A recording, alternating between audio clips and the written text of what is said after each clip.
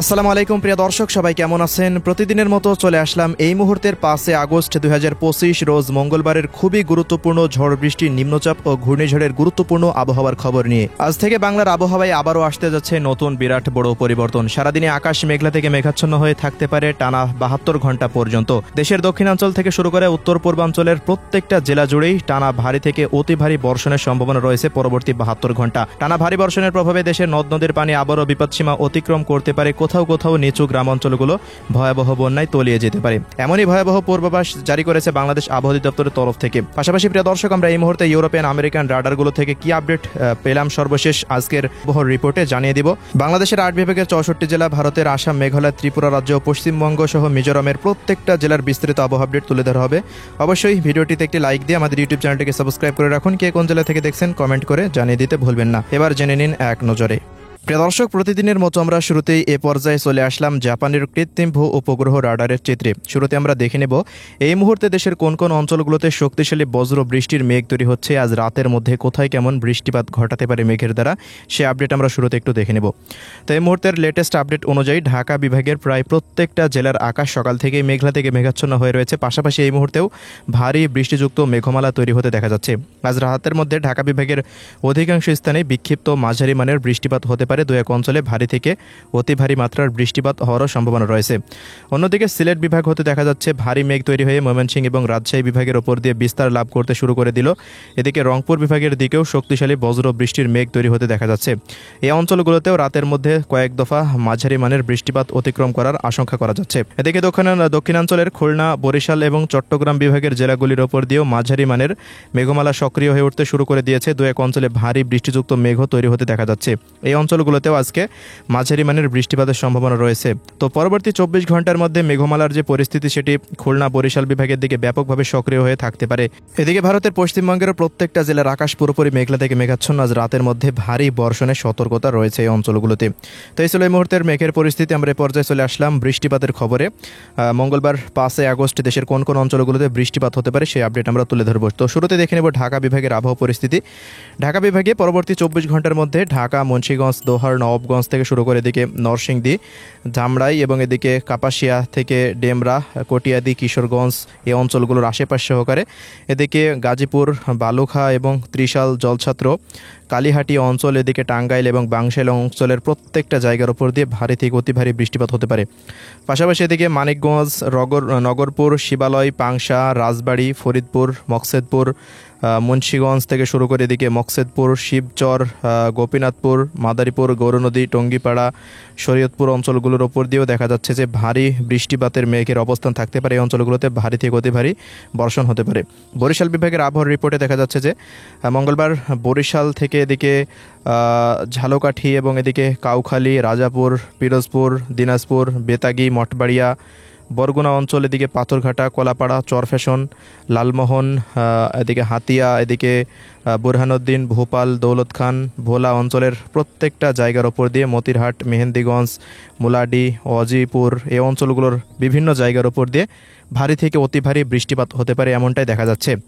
তো এই ছিল বরিশাল বিভাগের আবহাওয়ার রিপোর্ট। এদিকে যদি আমরা আসি চট্টগ্রাম বিভাগের আবহাওয়ার রিপোর্টে, তো ব্রাহ্মণবাড়িয়া অঞ্চল থেকে দেখা যাচ্ছে নবীনগর, এদিকে ব্রাহ্মণপাড়া এই অঞ্চলগুলোর প্রত্যেকটা জায়গার উপর দিয়ে ভারী মাত্রার বৃষ্টিপাত হতে পারে। পরবর্তী সময়ে কুমিল্লা, বুড়িচং, এদিকে গোলাপগঞ্জ থেকে লাকসাম, হাজীগঞ্জ, রায়পুর, চৌমোহনী, ফেনী, নোয়াখালী, লক্ষ্মীপুর, চাঁদপুর অঞ্চলগুলোর উপর দিয়েও ব্যাপকভাবে ভারী থেকে অতি ভারী বৃষ্টিপাত সক্রিয় হয়ে থাকতে পারে।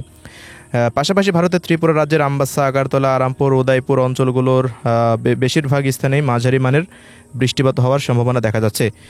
পাশাপাশি নাগাল্যান্ড এবং মেঘালয় রাজ্যর দিকেও মাঝারি মানের বৃষ্টিপাত হতে পারে। চট্টগ্রাম বিভাগের পাহাড়ি অঞ্চলের খাগড়াছড়ি, দীঘিনালা, লংকদু, মানিকছড়ি, এদিকে বিলাইছড়ি, ফটিকছড়ি থেকে রাজস্থলী, রাওয়ানছড়ি, সাতকনিয়া, কুতুবদিয়া, মহেশখালী, টেকনাফ, বান্দরবন, কক্সবাজার অঞ্চলগুলো, চট্টগ্রাম শহর অঞ্চলগুলোর ওপর দিয়েও ভারী থেকে অতি ভারী বৃষ্টিপাত হতে পারে এবং এই বৃষ্টিপাতের প্রবণতা আগামীকাল থেকে চট্টগ্রাম বিভাগে অনেক মাত্রায় বৃদ্ধি পেতে শুরু করে দিতে পারে।